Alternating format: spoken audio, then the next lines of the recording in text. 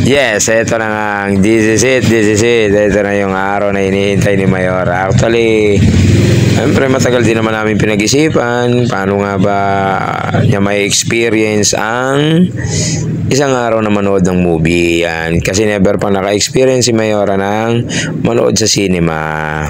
Kasi si Boss Amir, 3 times, 2 times, di ko alam kung ilang times na si Boss Amir nakapanood.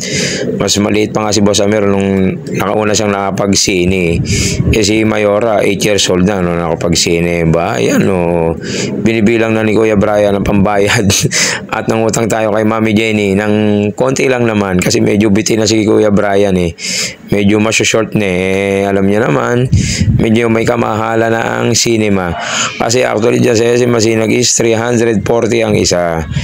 Eh, wala nga silang student discount eh. Oh. Walang discount ang mga minor de edad. Diba? Pero okay naman dyan sa SM Masinag. Malinis naman sa kanila.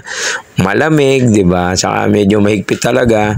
Hindi pwedeng basta-basta yung kung ano ipasok ninyo, diba?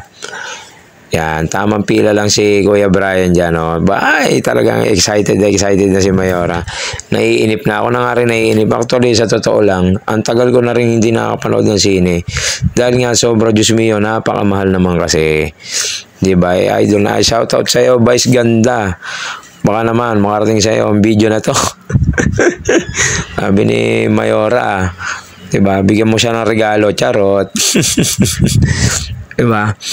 Nanonood namin ng The Breadwinner nung gabi na yan. Yan. Last full show na nga actually 8:45 hanggang 11 PM yan. Sabi nga ni Mayora, sarado na ang SM. O, ayan o, tamang pila lang. Medyo matagal kasi nga papipiliin ka pa ng number ng upuan. Saan mo ba gusto? Gusto mo ba sa harap na harap? Saan mo ba gusto? Sa likod na likod? O gitna? Sabi ko naman, bandang gitna naman. Kasi baka madokling kami. Kasi nga, first time ni Mayora, ako tuloy noong una nga sabi ko sa kanya, tinatanong ko kung ano bang pakiramdam niya noong unang pumasok ko, sabi niya parang nalulula raw siya kasi nga ang laki ng screen, 'di ba? Malaki ang monitor, malaki ang TV. Eh nung haba ng pila namin, ang tagal din. Kasi nga mapila talaga yung movie ni Vice Ganda. 'Di ba? Pero lahat naman talaga magaganda sa tingin ko naman, 'di ba? Mahilig lang talaga kami sa comedy.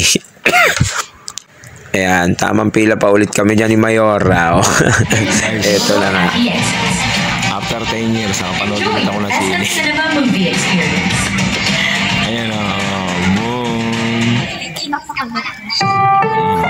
Anis. Ang pelikulang ito ay rated PG. Ito ay nangangailangan ng patnubay